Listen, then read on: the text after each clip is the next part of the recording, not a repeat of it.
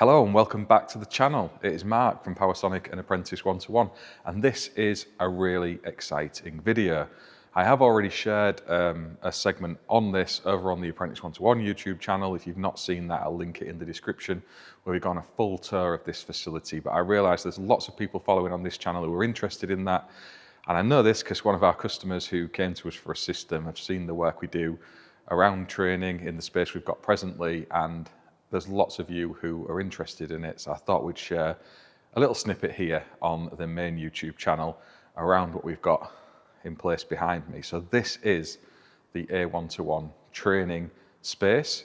We're also cohabiting it with PowerSonic, so we are going to have just a single office here and a bit of space to store up some solar panels and batteries and things that we're doing in the day job. It's the way we've managed to make this work financially. This is a much bigger space than the ones we had for those two setups before, and yeah, we have to carry that weight in a shared capacity whilst we get up and running. And just to say at the beginning of the video, like we've done for the last 3 years now, where we've had the physical space, access to that for trainees and apprentices will remain completely free. We're not competing with existing training providers offering apprenticeships and full-time study routes. We're not after that kind of thing with what we're setting up here. That is very much still going to remain as support to those providers. So we're going to be going out doing college drops. We're going to be making content for those trainers as well, in the hope that that's useful to them. And also learners who fall into difficult times can come into us here and get a bit of extra top up alongside their training routes. But to make that happen on a bigger scale, because at the moment it is very much sat around my free time on an evening or little events that we put on through the course of a year, we want to be opening this space up more often, and we need to fund that. So we're going to be running some normal training courses for PV installers around inspection and testing as well, wiring regulations, all those staple qualifications that we need to do as qualified people of industry, we're going to offer here. We're going to try and set our value with that by making those courses a little bit longer than you might be used to. We've got different mechanisms that we're currently padding out in how we're going to do that. We'll touch on that in this video later on. And hopefully the value there encourages you to come and do those courses with us and allows us to build up more of that revenue to try and support back into industry. This isn't going to be something making me money. It is very much along the lines of making it self-sustaining and also able to impact more regularly among the rest of industry in training. So it's just set out there. We're not like a private training provider where we're going to have loads of learners coming in, partnering with a bigger entity as a satellite centre or anything like that. They're not the goals and objectives, but we are going to be delivering paid training in competition with some of those private training providers offering those same things. And we're ready for that. We've got some other people on board who are helping us do it. It's not just me, and we are going to be a fully accredited centre as well. We can give more details on that as time moves along. We're still not officially in residence in this actual space. We have signed up to a 6-year lease on the building, and at the minute we're a month pre that beginning. The landlord's been kind enough to allow us early access to start fitting out and making some changes. So maybe we should go and have a look around and see a little bit what this space looks like, and we can have a chat a bit as we progress of some of the ideas that we've got. So I'll spin you around and we'll have a wander. So first up, I guess at the moment, this is kind of where we're at. We've got a lot of the strip out from the other unit, and I'll take you to show you what that looks like as well through the course of this video, because it's a bit of a mess because we've been deconstructing. But one of the primary objectives has been salvaging as much of the timber, certainly all the switchgear and equipment, and bringing that over here. The solar roof that we made as well, we've brought all of those components so we can rebuild it in this space. And at the minute, lots of that resides there, along with 2 sets of golf clubs that I don't know where they sprung from, but they are here for the minute. So yeah, basically all the low value items have been brought across, ready for us to fit out and just stored in this space here, because the main fit out is taking place all around us in this space behind me. You can see our solar panels off the roof there and a few more structural timbers that we've got set to go. These here, where I had a little experiment of insulating some walls with spray foam, and it didn't work, but that's a separate story. This is the upstairs office areas, as you will see up there. We'll take you up to have a look at those. They span the whole width of the unit. And we've got some downstairs areas as well for sort of kitchens and whatnot. But we'll do a full walk around. And as I said, over on Apprentice 1-to-1, we have got that as well. So I guess this is a look out to the 2 roller doors. So the primary function of this downstairs space is going to be sort of a workshop and training environment. We do have a super secret partner who's coming on board with us alongside that to help fund it again, and also carry the weight of the building costs and hopefully grow a bit of interest in what we're doing as well. But we'll talk about that when we're in a position to do so. At the moment, because we're not in full possession of this building, it's not something I can really reveal, but it is cool. So this space is where we're going to erect the booths, basically. We're going to have a solar array, which is going to go over here. We're going to have some booths scattered around this space. It helps that all the OBS is there. It's nice to build out from. And those of you who remember the space that we're just leaving will know that that is kind of what we had anyway. So we're just going to kind of tweak this a little bit. It is all largely as we need it. We've got power scattered around the place. So we've got access to that, which is handy. So we can certainly work out from those. There's obviously bits that's, for some reason, have either been cut out and left like that. So we've got some tidying up to do. None of this is currently energised, but was left energised like that. So we've got a bit of tidying up to do there. But the plus points is the LED lighting's all in place, power's dotted around where we need it, and we are blessed with lots of room. So that's going to be here. Inside this space here, it's a little storage cupboard that kind of backs onto the area where I first started. And we're going to use this for like storing rigs and other bits and pieces like that. This little door to nowhere is going to be extended. So we're going to build this out across here, down to the end wall there, which I assume is what they were on with doing pre them leaving the building. We're going to finish that bit up, and then we've got kind of a separate little stored area, which we're going to use for Powersonic matters. So we're going to have that bit in there really just for our deliveries and bits and pieces we need, and keep the rest for the training space. So the main thrust of the door here. This is where we're going to brand up. So we've got a nice big white wall here, which makes a great spot for logos and branding. So we're going to get some of that on there. Have a little welcome area down here. In this room just behind me here is where a little canteen is. Show my tripod, then I can hold the camera straight. So we've got a little canteen area. And again, it's all we've done with this so far is clean it. But we are bringing some other bits across. And this is just somewhere for people who are in the workshop areas who want to come and make a drink, have a quick break. They'll be able to do so. And we've got more of that upstairs as well. But that's kind of the downstairs spot.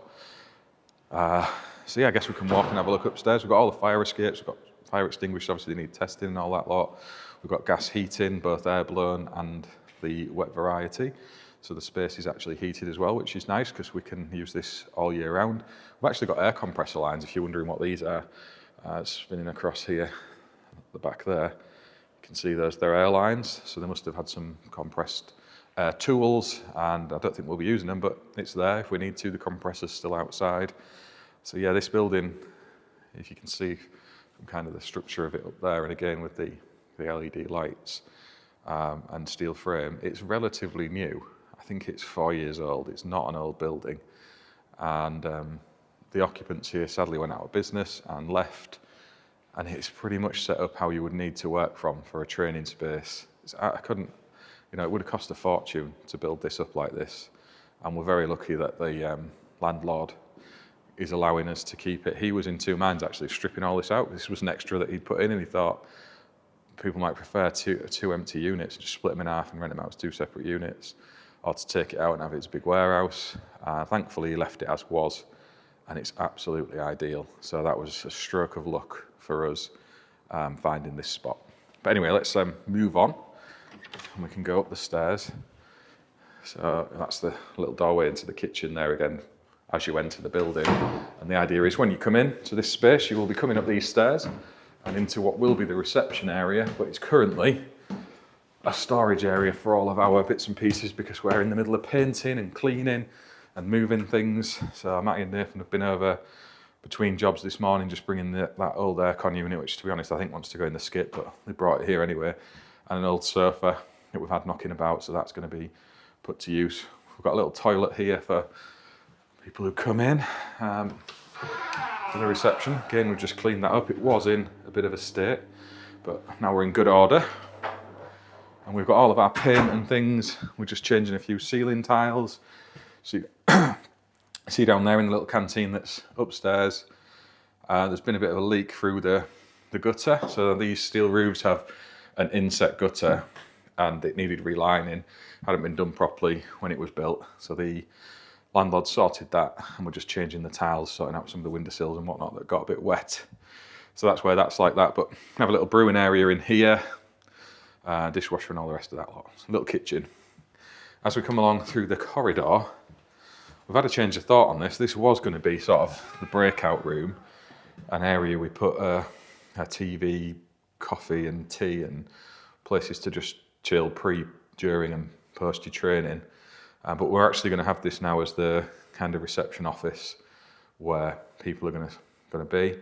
Idea is a sort of a window out to see people coming in and out as well. There's wiring to the intercom at the front door over there already, so it made sense to just shift tact a little bit. The rooms are a similar size, so that's what we're doing. And equally, you can see down into the sort of training area out that window. So this space is going to be more of where you'd come upon arrival, just to have a coffee and a chill out and prepare for your training. And then when we have breaks for lunch and all the rest of it, there's space to come and sit in here. It's a big spot, so we've got plenty of room in here to accommodate that. And again, we'll brand up this back wall. We've got a shonky little socket here that someone's been very naughty in the way they fitted that we need to get rid of. It's off that plug top over there. I always love seeing how some of the invented modifications that happen in spaces when people are just trying to solve a problem. It's interesting. And over this side, because this is multi-use, so this is going to be a podcast area for both recording renewables podcast stuff if we're ever coming here to do bits and pieces. As we have guests through, maybe a blend in that. So it's a nice room because there's no natural light coming in. It's relatively soundproofed, and we can set this up very nicely with a couple of chairs and the microphones and everything. You'll be familiar with that sort of setup. Over at this side is kind of a meeting room area. So we're going to have a central little meeting room, only really space for 4 to 6 people. But that's kind of what that is, a little table in the middle, sit around it. You want to have a chat or discuss or whatever, that is what that one's for. And again, we've got to sort those ceiling tiles out from where that gutter was leaking, but that's largely sorted. These rooms here, this gimbal to behave. So this one we've repainted already. Jack came in at the weekend with his little sister and the mum and helped me with painting. So we've been round and magnolia'd this all up. We just matched the colour that was here already because we thought that'd be simplest, fastest, easiest. And we've had a go with the carpet shampoo. We're trying to revive some of these, but they're just too ingrained with muck. So we're going to replace this carpet. This one's too bad for salvaging, but there's other ones in here that don't need changing and can be cleaned up. But yeah, this has been painted out. And again, we've got a little view down into the old warehouse. So you can see down into there's a couple of windows leading off to that. But this is going to have rows of desks basically facing forwards, that side, little corridor in the middle. Teacher can either sit at the front if that's their preference, or we can push the tables together, sit at the table with the students. There's options both ways around because I know different trainers like to deliver things in different ways. And as you can see, we've got all our smoke alarms, we've got our emergency lighting everywhere, everything that you would need for a properly safe space is there. Fire doors, 2 escapes as you'll see as we walk through. And that's kind of what that one is. This one is going to be the exam room. You can see we've got our magnolia out there. This is one I painted up. This was actually worse than the other one because there was holes and filler all over the shop. So I've given that a wash through. The carpet tiles in here aren't as bad, so I think we could make do with those because we're going to be putting furniture and stuff over where some of the worst bits are. And we can probably get away with just popping a few of the tiles out and putting some new ones down. So I think we're all right in this space. But for those of you who've done your electrical exams at different centres, you'll realise they try and have the desks facing the wall so you're not able to see what other people are doing, and it's kind of in a U shape. So that's what we're thinking here.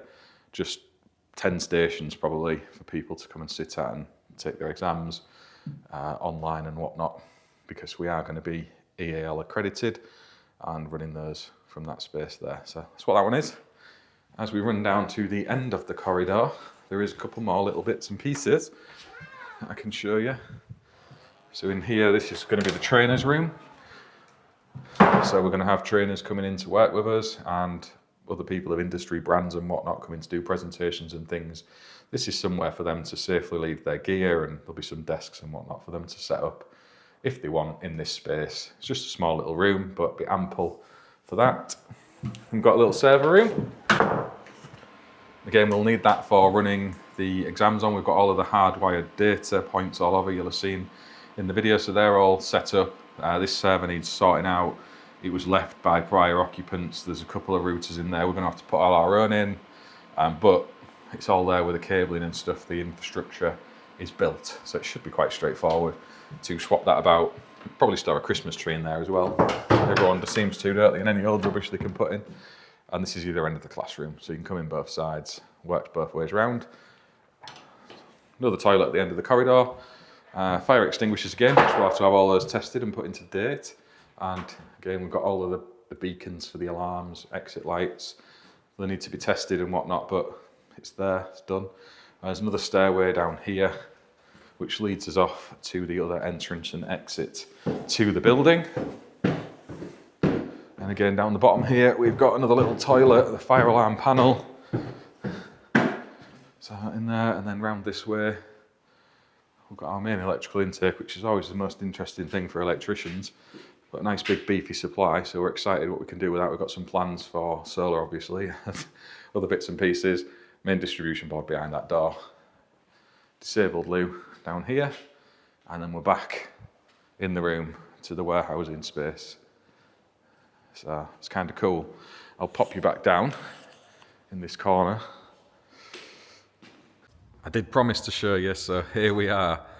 We've got a pile of plasterboard and some more timbers that we are taking across with us, but for those of you who remember, the booths that were all in this space, this was kind of there and across there, that was the A1-to-1 sort of academy area with our 4 large booths, the little training room and the solar array on top. We have upgraded and we're trying very hard to salvage as much as we can. Obviously plasterboard, there's not a lot you can do with that, so we are unfortunately having to send that off in a plasterboard skip and get rid of it and leave this space nice, neat and tidy. But we've made good progress with that. It's been a couple of weeks of just between projects jumping down here and making sure we get this place spick and span to give back to the landlord. And we've got our last little area that we're using for the moment over the next few weeks, and then we can fully empty this spot over to the new place and set 2. We do have the little safe ISO board to take with us.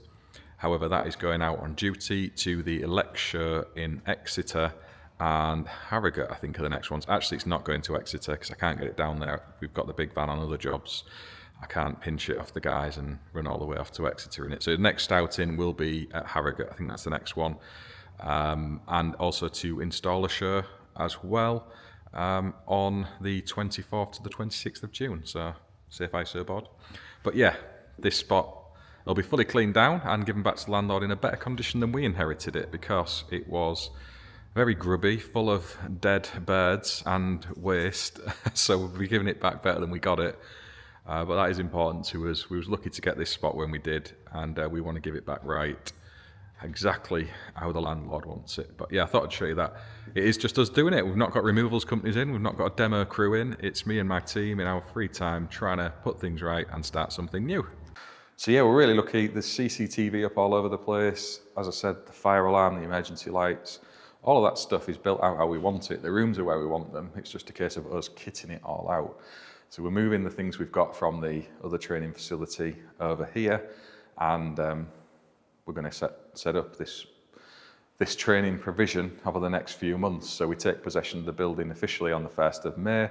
We're going to have like a 90-day process probably with our EAL accreditation. We're already on with all the paperwork of that. Craig Buist is helping out massively with that. So thanks, Craig, you're an absolute ledge. And we can start that process with the hope of delivering our first training probably around August to September time.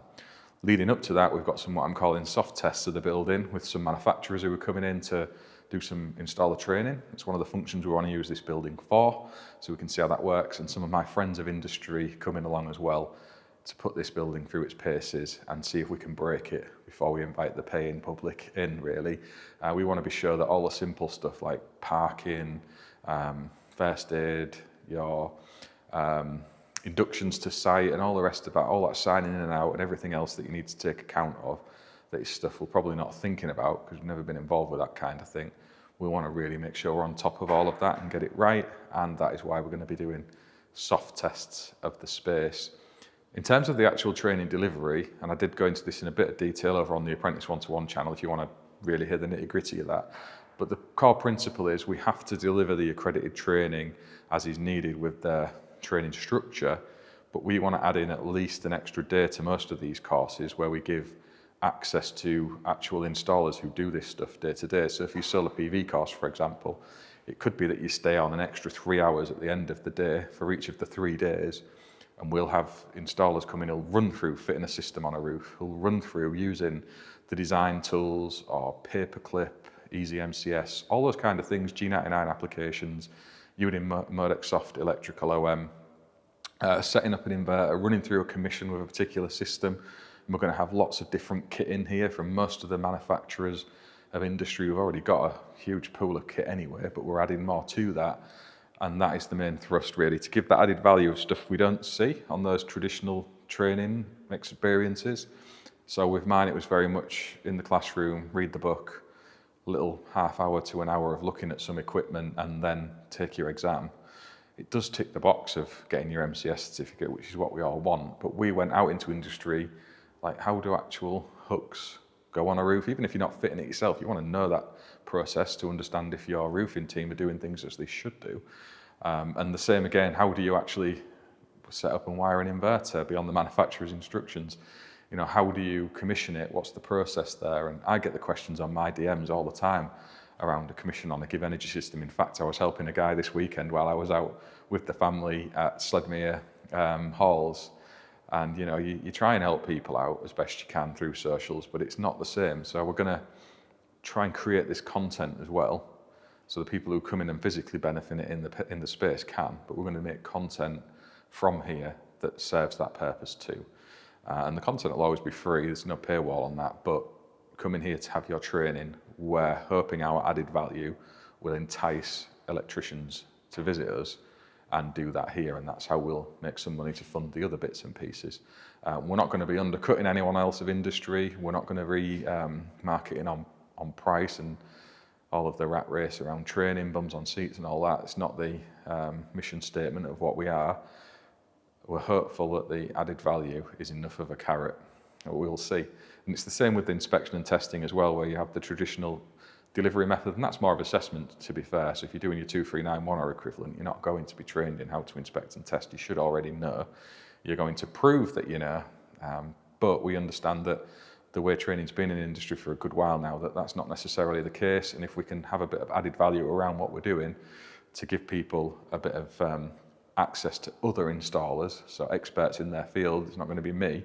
I might take part in it, but it won't just be me, where you can stay on in an evening or a day at the end of that training course, whichever your preference is, and have access to those people to dig into their minds, knowledge and experience, and hopefully bring you some added value from those points and places. But obviously we're paying them to come in and deliver that. There will be the costs around that added onto the course, and it's if other electricians think that is of value or not. Time will tell. I think they will, because I know that, speaking as a contract myself, it's something we would pay for. Yeah, we'll see. But that's the core intent. Wiring regs, testing, inspection, solar, battery. Run those courses from here.